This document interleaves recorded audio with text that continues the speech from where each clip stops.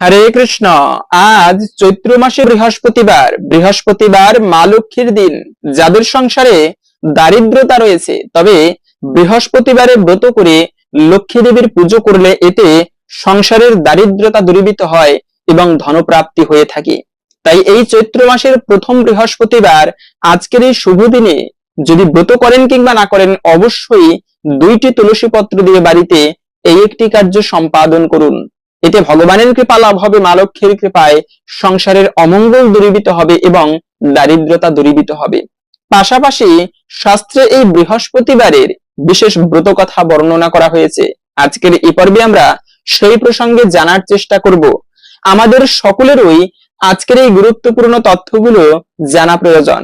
সকলকে স্বাগত জানাচ্ছি আমাদের পৌরাণিক অজয় কথা চ্যানেলে। আমরা চেষ্টা করি এরকমই সনাতন ধর্মের ধর্মীয় তথ্যগুলোকে আপনাদের সাথে উপস্থাপন করতে, শেয়ার করতে। তাই আসুন আগামী কিছুক্ষণ সময় একসঙ্গে ধৈর্য ধরে আজকের এই গুরুত্বপূর্ণ তথ্যগুলো জেনে নেই। আশা করছি আজকের এই তথ্যগুলো আপনাকে অবশ্যই সমৃদ্ধ করবে। ভালো লেগে থাকলে অবশ্যই একটা লাইক করে কমেন্টে জয় মা লক্ষ্মী দেবীর জয় একবার হলেও লিখে যাবার অনুরোধ জানাচ্ছি। দেখেন, প্রতিটা দিন এবং একটা একটা দেবতা বা দেবীদের জন্য উৎসর্গীকৃত। যেমন শনিবার শনি দেবতার দিন, সোমবার প্রভু শিবের দিন, ঠিক তেমনি এই যে বৃহস্পতিবার, এটি হচ্ছে মা লক্ষ্মীর দিন। পাশাপাশি হচ্ছে এই বৃহস্পতিবার দেবগুরু বৃহস্পতি দেবের দিন। তাই যে সমস্ত সন্তান বৃহস্পতিবারে জন্মগ্রহণ করে, স্বাভাবিকভাবে জ্যোতিষশাস্ত্র মতে বলা হয়েছে তারা জীবনীতে তারা জ্ঞানী হতে পারে। সাধারণত তারা জ্ঞানী হয়ে থাকে। মা লক্ষ্মীর কৃপায় তাদের জীবনে টাকা পয়সার অভাব খুবই কম হয়ে থাকে। লক্ষ্মী দেবী সাধারণ কোনো দেবী নয়, যিনি হচ্ছেন ঐশ্বর্যের দেবী। আর এই লক্ষ্মী দেবীর কৃপা যদি কারো উপরে বর্ষিত হয়, তবে তার জীবনে কখনো আর্থিক ক্ষেত্রে শুধু নয়, আমরা সাধারণত ভাবি কি যে মা লক্ষ্মীর কৃপা হলে তবে সেই সংসারে দারিদ্রতা থাকে না।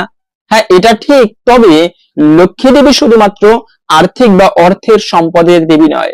মা লক্ষ্মীর কৃপা হলে সেই সংসারের সকল অশুভ কেটে যায়, সুখ শান্তি সমৃদ্ধিতে পরিপূর্ণ হয় সেই সংসার। তাই লক্ষ্মীর কৃপা আবশ্যক একটা সংসার জীবনে সুখী হবার জন্য। এবং ভগবান বিষ্ণুর 4জন স্ত্রী রয়েছে, লক্ষ্মী দেবী, গঙ্গা দেবী, তুলসী দেবী এবং সরস্বতী। এই 4জন স্ত্রীর মধ্যে একজন প্রধান স্ত্রী হচ্ছে কিন্তু স্বয়ং মা লক্ষ্মী, যিনি স্বয়ং ভগবান শ্রী বিষ্ণুর পাদ সেবা করে থাকেন। আর সেই বৃহস্পতিবার দিনটি হচ্ছে মা লক্ষ্মীর দিন। তাই এই বৃহস্পতিবারে বিশেষ করে আরো, এটি হচ্ছে চৈত্র মাস। বছরে দ্বাদশ মাসের মধ্যে একটা গুরুত্বপূর্ণ বা শ্রেষ্ঠ মাস হচ্ছে কিন্তু এই চৈত্র মাস। চৈত্র মাসে অনেক শুভ শুভ ভালো ভালো দিন রয়েছে। যেমন এই চৈত্র মাসে শিবের পুজো করা হয়ে থাকে, নীল পুজো যাকে বলা হয়। তারপরে আবার এই চৈত্র মাসে কিন্তু নবরাত্রি দুর্গা পুজো রয়েছে। মা দুর্গার একটা রূপের পুজো করা হয়, বাসন্তী পুজো যাকে বলা হয়, তা কিন্তু এই চৈত্র মাসেই করা হয়ে থাকে। পাশাপাশি হচ্ছে এই চৈত্র মাসেই আবার আগামী 6 এপ্রিল রবিবার রামনবমী তিথি। রামচন্দ্র ভগবান, যিনি হচ্ছেন রামের মতো কোনো ব্যক্তি পাবে না, রামের মতো কোনো সন্তান পাবে না, সীতার মতো কোনো মেয়ে পাবে না জগতে।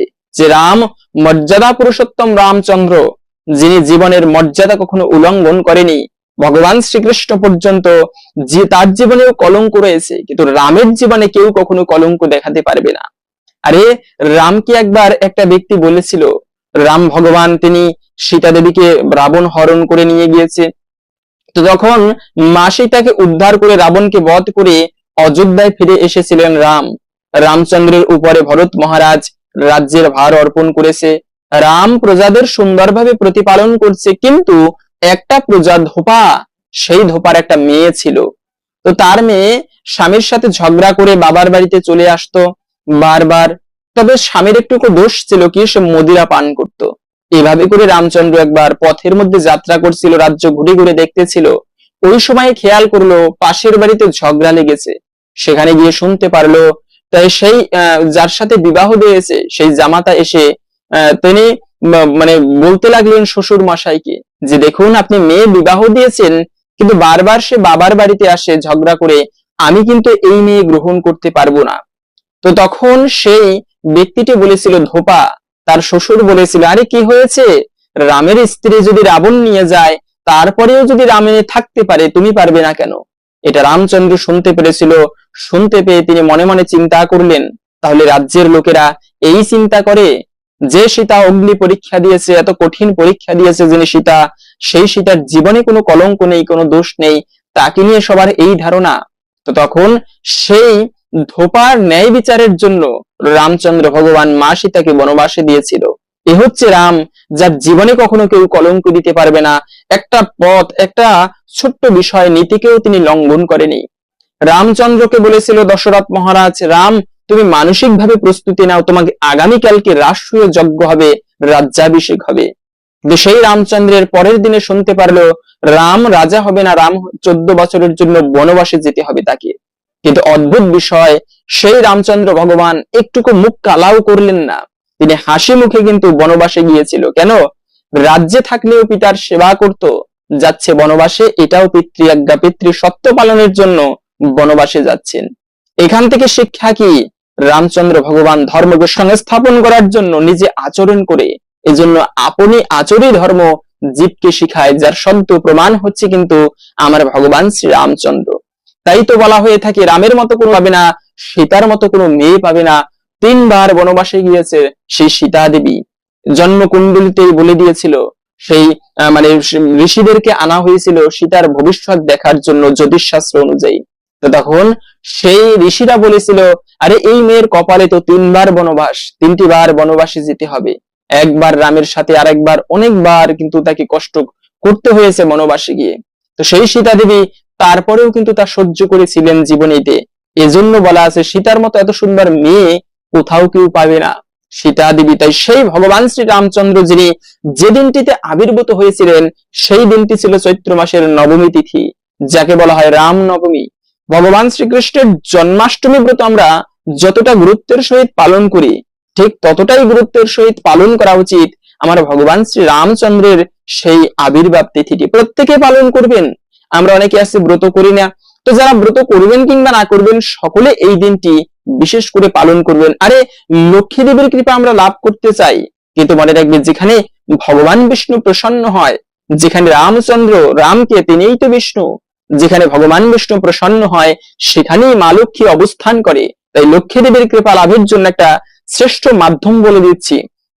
অনেকে আছে লক্ষ্মী পুজো করে না, না করলেও আপনারা আপনাদের যে সম্পদ রয়েছে, টাকা পয়সা রয়েছে, সেই সম্পদ প্রতিদিন যে টাকা উপার্জন করা হয়, সেই টাকার কিছুটা পরিমাণ টাকা অর্থ ব্যয় করে ভগবানের পুজো করলে বা মন্দিরে দান করলে প্রতিদিন, এর মাধ্যমেও কিন্তু লক্ষ্মী দেবী প্রসন্ন হয়ে থাকে। কেন? লক্ষ্মী সেখানেই অবস্থান করে যেখানে সম্পদ দিয়ে, মানে লক্ষ্মীকে দিয়ে নারায়ণের সেবা করানো হয়। আর লক্ষ্মী দিয়ে যদি নারায়ণের সেবা না করা হয়, ওই সংসারে লক্ষ্মী কখনো অবস্থান করে না। কেননা লক্ষ্মী দেবীকে বলা হয় চঞ্চলা। তিনি চঞ্চলা, মানে হচ্ছে এক জায়গায় তিনি কখনো স্থির থাকে না। আপনারা প্রত্যেকে সেই রামনবমী পালন করবেন, এতে মা লক্ষ্মীও অত্যন্ত প্রসন্ন হয়ে থাকে। দ্বিতীয়ত হচ্ছে এই চৈত্র মাসেই আবার অনেকে বলে থাকে যে চৈত্র মাস ততটা ভালো নয়, কিন্তু আমি বলবো এই চৈত্র মাস অত্যন্ত শুভ এবং গুরুত্বপূর্ণ মাস। কারণ এই চৈত্র মাসেই ভগবান রাম আবির্ভূত হয়েছিল। এই চৈত্র মাসেই আবার রামের পরম ভক্ত হনুমান, হনুমানের মতো ভক্ত জগতে দ্বিতীয় দুর্লভ, নিজের জীবন উৎসর্গ করেছেন যিনি রামের সেবার জন্য, সেই হনুমান যেদিনে তিনি আবির্ভূত হয়েছেন, সেই দিনটি ছিল মূলত এই চৈত্র মাসের পূর্ণিমা তিথিতে, যাকে বলা হয় হনুমান জয়ন্তী। সংকট নাশন হনুমান বজরাঙ্গবলী, অনেক অনেক ভক্ত রয়েছে যারা শুধুমাত্র হনুমানের পুজো করে থাকে। তাই জীবনী থেকে যদি অশুভ কাটাতে চান, অমঙ্গল দূরীভূত করতে চান, তবে হনুমানের পুজো করতে পারেন। হনুমানকে বলা হয় সংকট নাশন, মানে হচ্ছে হনুমানের কৃপা হলে তার ভক্তের সমস্ত বিপদ যিনি কাটিয়ে দেয়, তিনি হচ্ছেন সংকট নাশন। এই হনুমান এত বড় রাম ভক্ত, একবার লক্ষণ পরীক্ষা করেছিল হনুমানের। কি? রামচন্দ্র ভগবান সেই রাবণকে বধ করে মা সীতাকে উদ্ধার করে অযোধ্যায় ফিরে আসলেন। তো তখন বিভিন্ন ব্রাহ্মণদেরকে বিভিন্ন কিছু দান করতেছিলেন। হনুমান দূরে বসা, তিনি সবকিছু লক্ষ্য করছে, কিন্তু হনুমানকে রামচন্দ্র ডাকছে না। এটা সীতা দেবী দেখে, সীতা তখন হনুমানকে ডেকে একবার রামচন্দ্র ভগবান মানে মূল্যবান একটা মণি দিয়ে সুন্দর মালা সীতাকে দান করেছিল। তো সেই মালাটা মা সীতা কি করেছে? হনুমানকে দিয়েছে, যে হনুমান তোমাকে তো রামচন্দ্র কিছু দিচ্ছে না, তো তুমি এই মালাটা রাখো। তো তখন হনুমান কি করলো, সেই মালাটা নিয়ে কামড়ে কামড়ে দূরে ফেলে দিচ্ছে, নষ্ট করে পুঁথিগুলো। তখন লক্ষণ ছিল পাশে বসা, হনুমানকে বলল, এই হনুমান সাবধান, সীতা দেবী তোমাকে একটা মালা দিয়েছে, সেই মালা তুমি নষ্ট করে ফেলে দিচ্ছ। আমার জ্যেষ্ঠ ভ্রাতা রাম তাকে সেই মালাটা দিয়েছে, গজমতি, মূল্যবান ধাতু, মতি দিয়ে তৈরি, মণি দিয়ে তৈরি, আর তুমি তা নষ্ট করছো, আমি তোমার গর্দান নিয়ে নিব। তখন হনুমান বলেছিল, লক্ষণ ভাই, তুমি যে প্রভু, তুমি আমাকে খারাপ ভুল বুঝো না, আমি কিন্তু এটা এমন করতেছিলাম, কেননা যে জিনিসের মধ্যে রামকে পাওয়া যায় না, আমি সেই জিনিসটি গ্রহণ করি না। লক্ষণ বলল, আচ্ছা, তুমি এত বড় রাম ভক্ত, তুমি দেখাতে পারবে তোমার হৃদয়ে রামের বাস? অবশ্যই দেখাতে পারবো। তখন সেই হনুমান বক্ষকে বিদীর্ণ করে রাম সীতা লক্ষণকে দেখিয়েছিল তার বুকের মধ্যে। আমরা যেরকম ছবি দেখতে পাই, ওই রাম সীতা লক্ষণকে দেখিয়েছিল স্বয়ং হনুমানের বুকে। এ হচ্ছে সেই হনুমান, যে হনুমান কখনো রাম ভিন্ন অন্য কিছু বুঝতো না, সদা সর্বদা সর্বক্ষণ রামের সেবার জন্য উৎসর্গিত ছিল। আর সেই হনুমান জয়ন্তী যে দিনটিতে পড়েছে, সেই দিনটি হচ্ছে মূলত আগামী 12ই এপ্রিল হনুমান জয়ন্তী, সেই চৈত্র মাসের পূর্ণিমা তিথি। আর এই দিনটি হনুমান জয়ন্তীর হিসেবে পালন করা হয়। যদি কারো জীবনীতে গ্রহদোষ থাকে, অশুভ থাকে, সহজে ভালো কিছু হচ্ছে না, এরকমটা যদি গ্রহদোষের কারণে হয়, তবে হনুমানের, বিশেষ করে শনির দশা কাটানোর জন্য বলা হয়েছে 11 শনিবার হনুমান চল্লিশা পাঠ করলে এর ফলে জীবনী থেকে সেই শনির দশা পর্যন্ত কেটে যায়। তাই আপনারা এই কার্যটি করবেন, তা হচ্ছে হনুমান চল্লিশা পাঠ করতে পারেন। পাশাপাশি হচ্ছে এই আজকে হচ্ছে সেই চৈত্র মাসের প্রথম বৃহস্পতিবার, আজকের এই শুভ দিনে চেষ্টা করবেন ইষ্ট মন্ত্র জপ করতে। মনে রাখবে, এই যে বড় বড় মনি ঋষি সাধক, তারপরে ধ্রুব মহারাজ 6 মাস তপস্যা করে ভগবানকে প্রাপ্ত করেছেন। ধ্রুব এতটা কঠোর তপস্যা করেছেন, কিন্তু তপস্যার মূলনীতি কি?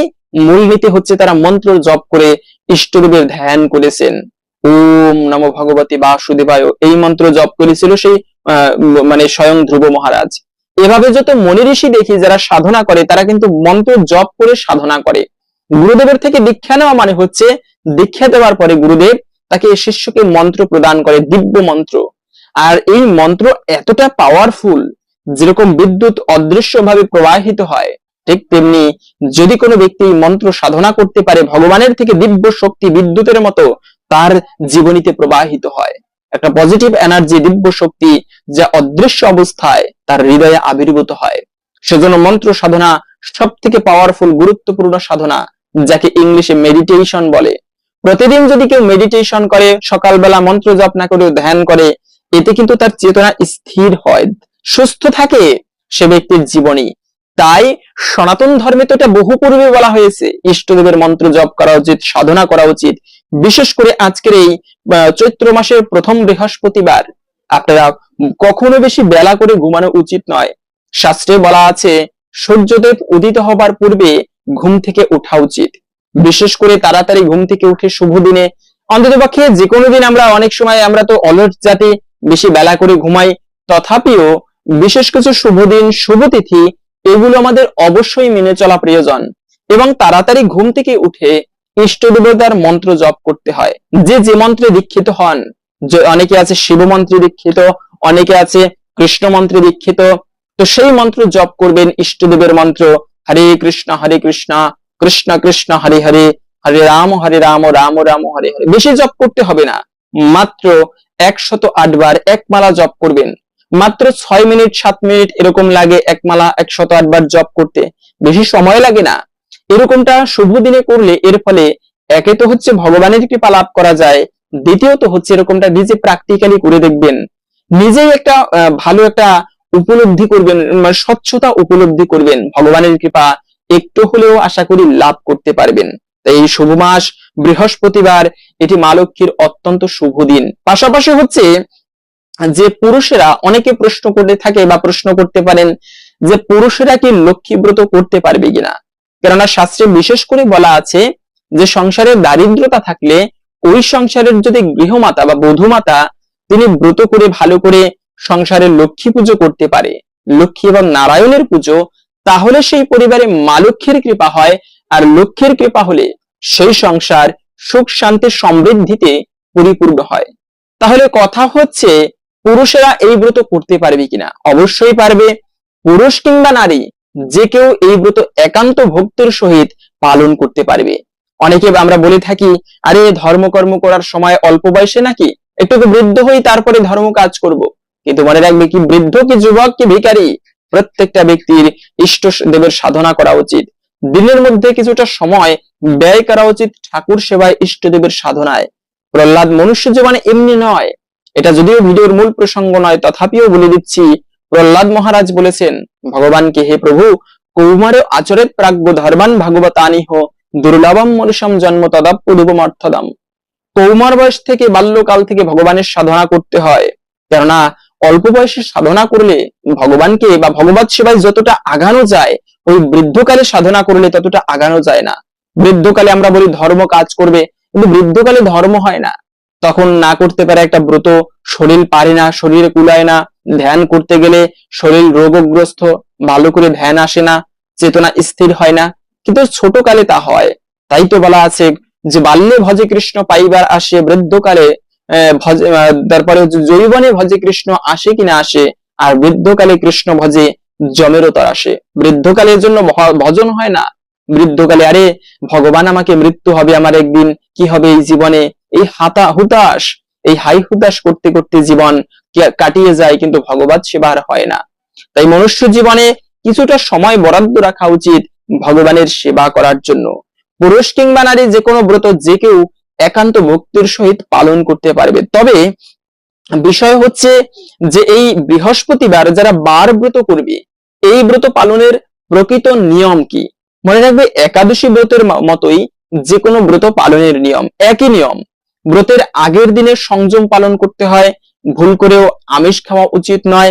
শুধু আমিষ নয়, কলির যেখানে কলি অবস্থান করে সেই 4টি পাপ কাজ করা উচিত নয়। অনেকে এই কথাগুলো জানেন, ভাগবত শাস্ত্রে বলা আছে, যদি কেউ আপনি হয়তো অনেক ধার্মিক ব্যক্তি, কিন্তু যদি এই 4টা কর্ম করা হয়, তার উপরে কলি অবস্থান করবে, আর যার উপরে কলি অবস্থান করে তার জীবনে ধ্বংস আসবেই। তো তার মধ্যে বলা আছে যে পরীক্ষিত মহারাজ, সেই অভিমন্যুর যে পুত্র ছিল পরীক্ষিত, সেই পরীক্ষিত মহারাজ একবার রাজ্যে ভ্রমণ করতেছিল। তো ভ্রমণ করতে করতে খেয়াল করলো একটা ব্যক্তি একটা ষাঁড়কে তিনি আঘাত করতেছে ভয়ানক ভাবে। আর ষাঁড়টাকে যখনই চাবুক দিয়ে মারছে, তখন ষাঁড়টা ভয়ানক ভাবে চিৎকার করছে। পরীক্ষিত রাজার রাজ্যে কখনো কোনো প্রাণীকে বিনা কারণে হত্যা করা হয়নি, আজকে একটা বৃষকে, ষাঁড়কে মারা হচ্ছে। এটা দেখে পরীক্ষিত মহারাজ তরবারি নিয়ে তাকে মস্তক ছেদন করতে যাচ্ছে। এমন সময় সেই ব্যক্তি হাত জোর করে ক্ষমা প্রার্থনা করলো যে প্রভু, আমি হচ্ছি কলি, ঘোর কলি শুরু হয়ে যাবে, তাই আমাকে আপনি স্থান দিন। কলি না থাকলে জগৎ ধ্বংসপ্রাপ্ত হবে, জগতে ভারসাম্য বজায় থাকবে না। তো জগৎ সৃষ্টি রক্ষার জন্য আপনি আমাকে স্থান দিন আপনার রাজ্যে। তো তখন পরীক্ষিত মহারাজ বলেছিল যে তুমি একটা কাজ করবে কি, যে যেখানে হচ্ছে মানে মাছ মাংস ভক্ষণ করা হয়, প্রাণী হত্যা করা হয়, সেখানে তুমি অবস্থান করবে। দ্বিতীয়ত হচ্ছে যেখানে অবৈধ সঙ্গ করা হয়, খারাপ সঙ্গ, স্ত্রী সঙ্গ করা হয়, সেখানে তুমি অবস্থান করবে। তৃতীয়ত হচ্ছে যারা তাস পাশা জুয়া খেলে, এখানে তুমি অবস্থান করবে। এই জন্য ওই যে রাজসভায় জুয়া খেলা হয়েছিল, যে পাশা খেলা হয়েছিল, ওটা জুয়া বাজি ছিল ওখানে, তাই ওই স্থানে কলি অবস্থান করতেছিল। তো সেজন্য এই সমস্ত স্থানে অবস্থান করবে। আর একটা জায়গা হচ্ছে যারা নেশা করবে, মদ্যপান করবে, সেখানে তুমি অবস্থান করবে। এই মদ্যপান করার ফলে কিন্তু যদু বংশ ধ্বংস হয়েছিল। তাই এই সমস্ত জায়গায় তুমি অবস্থান করবে, 4টি জায়গায়। তখন কলি বলেছিল, প্রভু সবই তো নোংরা জায়গা দিলেন, তবে একটা ভালো জায়গা আমাকে দিন। তখন কলি চেয়ে নিয়েছিল যে আমি স্বর্ণের মধ্যে অবস্থান করব। তখন কলি বলেছিল, তথাস্তু, তুমি স্বর্ণের মধ্যে অবস্থান করবে। তবে সব স্বর্ণ নয়, মানে হচ্ছে স্বর্ণ বলতে যে যেটা অবৈধ সম্পদ, সেখানেই কলি অবস্থান করবে। টাকা পয়সার মধ্যে, ঐশ্বর্যের মধ্যে কলি থাকে, কিন্তু যেটা অবৈধ টাকা, অবৈধ সম্পদ, স্বর্ণ, এগুলোর মধ্যেও কলি অবস্থান করে। তো যত বড় ধার্মিক ব্যক্তি হোক, কিন্তু এই 4টা কর্ম যদি কেউ করে, সে তার উপরে কলি ভর করে। আর যে কোনো ব্রত পালন করার ক্ষেত্রে আগের দিনে কখনো ভুলেও এই কাজগুলো করা উচিত নয়। প্রথমত হচ্ছে আমিষ ভক্ষণ করতে নেই। মাছ মাংস এগুলো, একে তো হচ্ছে সায়েন্সের ভাষায় বলা আছে মাছ মাংসকে যতটা সম্ভব এড়িয়ে চলবে, এর ফলে ভয়ানক ক্যান্সার হয়। শরীরকে সুস্থ রাখার জন্য সাত্বিক খাবার গ্রহণ করতে হয়। ডাক্তাররা বলে থাকে মাছ মাংস কম খাবেন, শাকসবজি তারপরে ফলমূলাদি বেশি খাবেন, এতে শরীর ভালো থাকে। দ্বিতীয়ত হচ্ছে চেতনা, খাবারের মাধ্যমে আমাদের চেতনার পরিবর্তন হয়। যে যেরকম খাবার গ্রহণ করে তার চেতনা সেই রকম মনোবৃত্তি হয়ে থাকে। সাত্বিক খাবার গ্রহণ করলে চেতনা ধীর হয়, স্থির হয়, সাধনায় মনোসংযোগ আসে। তাই অন্ততপক্ষে এই শুভ দিনে চেষ্টা করবেন আপনারা সাত্বিক খাবার গ্রহণ করতে। যারা ব্রত করবেন তারা ব্রতের আগের দিনেও নিরামিষ খাবার গ্রহণ করতে হয়। এবং অপশব্দ প্রয়োগ করা, এই যে বাড়িতে আমরা লক্ষ্মী পুজো করি, লক্ষ্মী পুজো বছরে একটা দিন লক্ষ্মী পুজো করি, আর লক্ষ্মী পুজোর খোঁজ থাকে না, লক্ষ্মী দেবীর পুজো করি না, ঠাকুর সেবাটা ঠিকভাবে করি না। এবং কি শুধু তাই নয়, পরিবারের ঝগড়া, চিৎকার, চেঁচামেচি, দ্বন্দ্ব সুন্দর করে গোছানো নয় ঘর বাড়ি। যতই লক্ষ্মী পুজো করি না কেন, যদি পরিবেশ গুছিয়ে না রাখি, ঝগড়া করা হয়, খারাপ ভাষা প্রয়োগ করা হয় সংসারে, তবে কিন্তু সেই পরিবারে কখনো মা লক্ষ্মীর কৃপা লাভ হয় না, সেখানে কখনো লক্ষ্মী দেবী অবস্থান করে না। লক্ষ্মীকে চঞ্চলা বলা হয়। যে স্থানটা পরিবার গোছানো রয়েছে, যে পরিবারে প্রত্যহ ঠাকুর পুজো করা হয়, সেই পরিবারে মা লক্ষ্মী এমনিতেই অবস্থান করে। আর যেখানে ঠাকুর সেবা করা হয় না, সেখানে অলক্ষ্মীর বাস। আর যেখানে অলক্ষ্মীর বাস, সেখানে কখনো ভগবান অবস্থান করতে পারে না। এভাবে আপনারা আগের দিনটি পালন করে পরে যে কোনো বৃহস্পতিবারে ভক্তিভরে প্রভাতকালে শয্যা ত্যাগ করবেন। তারপরে চেষ্টা করবেন তুলসী সেবা করা। মনে রাখবে, তুলসী পুজো, তুলসী সনাতন ধর্মের যত প্রকার বৃক্ষ রয়েছে তার মধ্যে সর্বশ্রেষ্ঠ বৃক্ষ হচ্ছে তুলসী বৃক্ষ। তুলসী পুজো করার মাধ্যমে জীবনে যদি ব্যক্তি ঠিকভাবে ভগবানের পুজো নাও করতে পারে, কিন্তু প্রত্যহ তুলসী পুজো করে, এর মাধ্যমেও ভগবানের কৃপা সে ব্যক্তি লাভ করতে পারে। কেন? যে বাড়িতে তুলসী সেবা হয় সেই বাড়িতে স্বয়ং ভগবান বিষ্ণু সহ মা লক্ষ্মী দুজনেই অবস্থান করে। তুলসী দেবীর একটা নাম হচ্ছে বৃন্দা দেবী। আর সেই বৃন্দা দেবী, বৃন্দাবন কেন বলা হয়? কেননা সেখানে তুলসী বন রয়েছে। আর যেখানে তুলসী বন সেখানেই বৃন্দাবন। যে ব্যক্তি তুলসীর সেবা করে তিনি সাক্ষাৎ বৃন্দাবনের সেবা করার সমান পুণ্য ফল প্রাপ্ত করেন।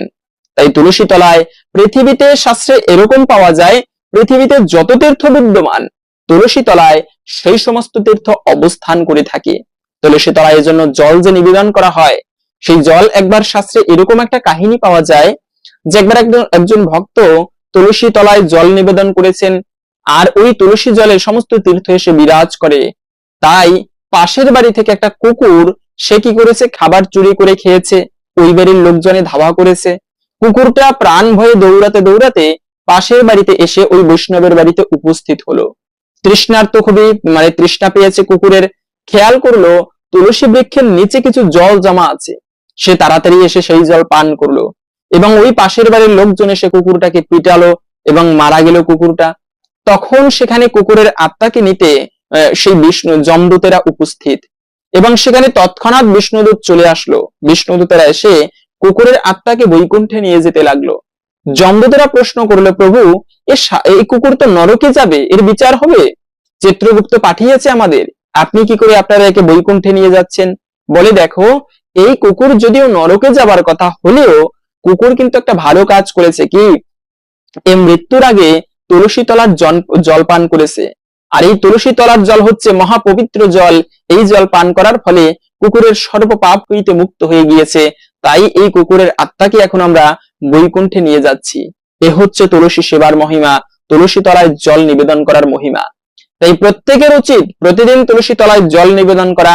অনেকে বলে থাকে একাদশীতে নাকি তুলসীতে জল দিতে নেই, রবিবারে নাকি তুলসী সেবা করতে নেই। মনে রাখবে কি, একাদশী কি দ্বাদশী, প্রত্যেকটা দিন তুলসী তলায় জল নিবেদন করা যাবে, রবিবারেও তুলসী তলায় জল দেওয়া যাবে। তবে সূর্যাস্তের পরে তুলসী তলায় জল দিতে নেই।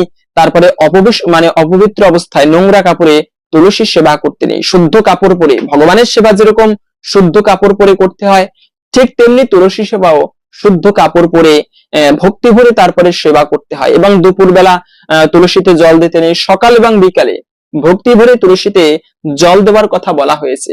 যদি কেউ বাড়িতে প্রতিদিন সকালবেলা ঘুম থেকে উঠে তুলসী দেবীকে পরিক্রমা করে, এর ফলে বলা আছে, জানি কানি চপাপানি ব্রহ্ম হত্যাদি কানি চ তানি তেনি প্রণশন্তি প্রদক্ষিণ পদে পদে। যদি কোনো ব্যক্তি প্রতিটা তুলসী পরিক্রমা করে, তবে তার প্রতি পদে পদে ব্রহ্ম হত্যাজনিত পাপ বিধৌত হয়ে যায়। রাখবে, জগতে যত ভয়ানক পাপ রয়েছে তার মধ্যে একটা সব থেকে ভয়ানক পাপ হচ্ছে ব্রহ্ম হত্যা করা। এই পাপ এত ভয়ানক যে যাবৎকাল চন্দ্র সূর্য বিদ্যমান তাবৎকাল তাকে নরকের যাতনা ভোগ করতে হয়, কখনো সেই ব্যক্তি শুদ্ধ হয় না। ব্রহ্ম হত্যা মানে হচ্ছে যারা ব্রাহ্মণ হত্যা করে, সাধু হত্যা করে, এটি মহা পাপের বলা হয়েছে। তো তাই সেই মহাপাপ ব্রহ্ম হত্যা পাপ পর্যন্ত দূরীভূত হয় যারা প্রতিদিন ভক্তি ভরে তুলসী দেবীকে পরিক্রমা করে। আর এই তুলসী সেবা করা এটি অত্যন্ত মাহাত্ম্যপূর্ণ। তো আমরা ভিডিওর মূল প্রসঙ্গ জেনে নিচ্ছি। তবে মূলত এই বৃহস্পতিবারে কখনো আমিষ ভক্ষণ করতে নেই, যা তো আমরা একটু আগে জানলাম।